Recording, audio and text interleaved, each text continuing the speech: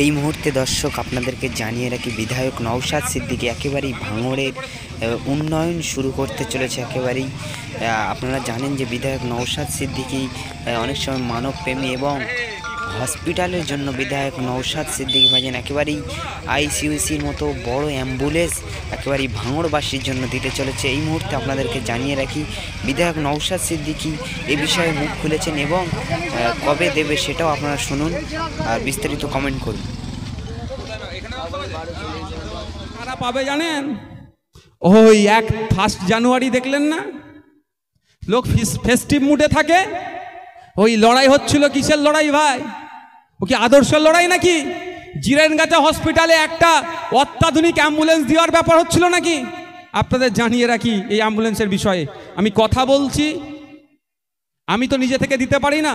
ওই জিরেনগাছা হসপিটাল, ওই হসপিটালের যারা দায়িত্বশীল কথা বলছি, আমি একটা এখানে ওই আইসিইউ সিস্টেম যে বড় অ্যাম্বুলেন্স হয় না, ওই অ্যাম্বুলেন্স আমি দেবো ওখানে, যাতে এখানকার লাইফ সাপোর্ট যাকে বলে, লাইফ সাপোর্ট দিয়ে যাতে এখানকার মানুষের পরিষেবা ঠিকঠাক করে পাই। যদি হসপিটাল নাই, আমি হসপিটালকে দেবো। আমি কথাও চালাচ্ছি, দেখ সেই বিষয়ে বলছি না।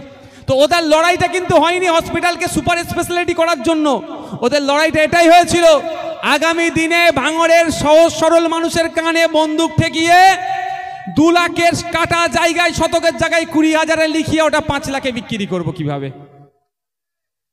তাই সাধু সাবধান, আপনাদেরকে মিষ্টি মিষ্টি কথা বলবে, আপনাদের কি ক্ষতি করে দেবে।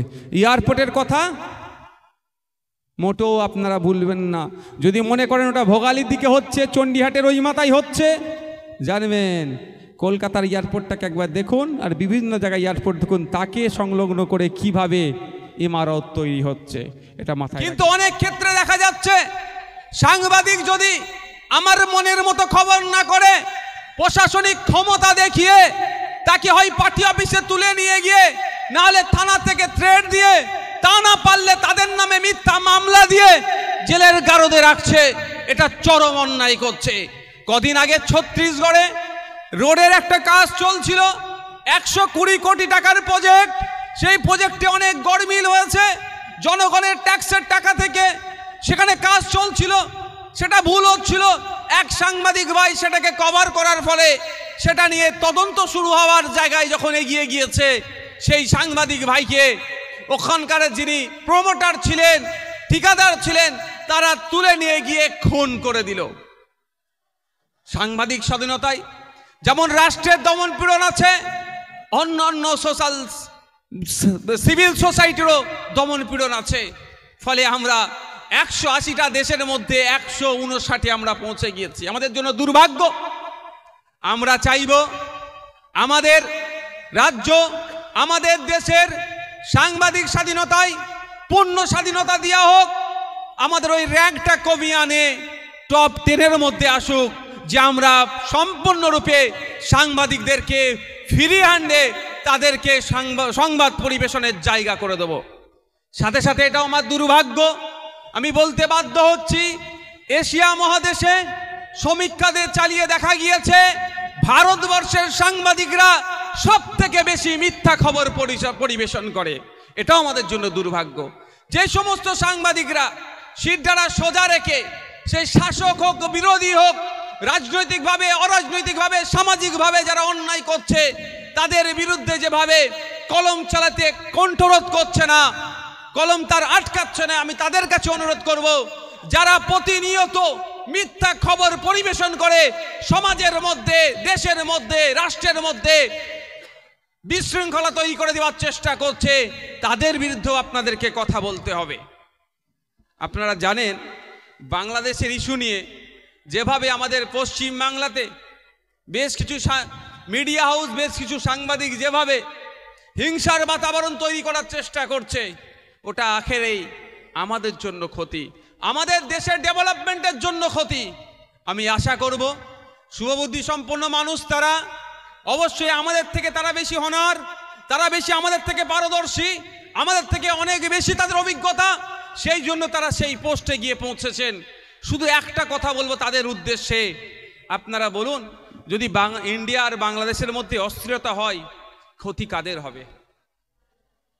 ক্ষতি আমি মনে করি প্রতিবেশী রাষ্ট্রের সাথে সম্পর্ক না থাকলে আমাদের রাষ্ট্রের উন্নয়নের অগ্রগতিতে ওরা বারবার খোঁচা দিলে আমাদেরও ক্ষতি হবে। এটা মাথায় রাখবেন। কিছু টিআরপি বাড়লো, ভিউজ বাড়লো, টপ 3-র মধ্যে থাকবেন, এই কম্পিটিশনের জন্য আমাদের রাষ্ট্রের ক্ষতি হয়ে যাক, এই অন্যায় কাজটা আপনারা করবেন না, আপনাদের কাছে অনুরোধ আমি করছি। তিনি তার কবিতার মাধ্যম দিয়ে সাংবাদিকদের ক্ষোভের কথা, তাদের সাথে যে ইনজাস্টিস হয়, মাঝে মধ্যেই অন্যায় হয়, সে কথা তুলে ধরলেন। আমি দুটো তথ্য দেব সাংবাদিকদের নিয়ে।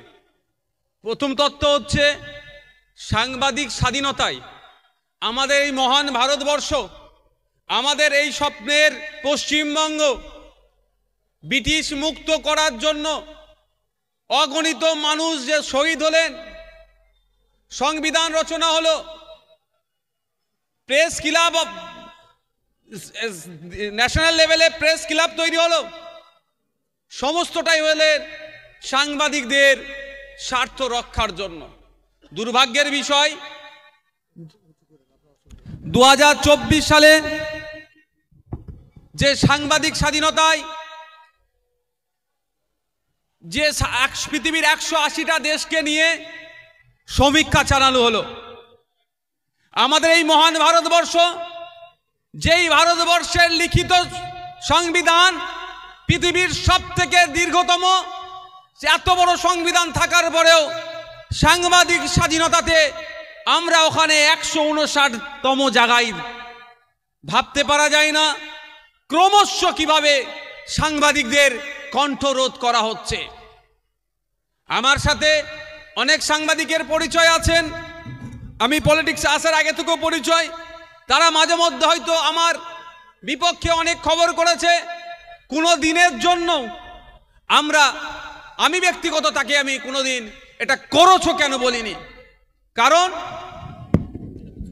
আচ্ছা এটা তাদের রাইট। তারা, আমি মনে করি, আমার সামনে আয়না, আমার ভুল যদি হয় তারা যদি আমাকে দেখিয়ে দেয়, আমি সেটাকে রেকটিফাই করে সমাজকে একটা ভালো কিছু দিতে পারবো। ভিউজ বাড়লো, টপ 3-র মধ্যে থাকবেন, এই কম্পিটিশনের জন্য আমাদের রাষ্ট্রের ক্ষতি হয়ে যাক, এই অন্যায় কাজটা আপনারা করবেন না, আপনাদের কাছে অনুরোধ আমি করছি।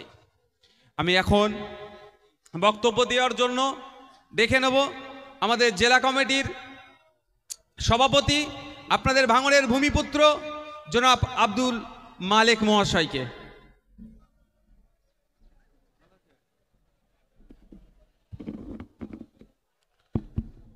ধন্যবাদ।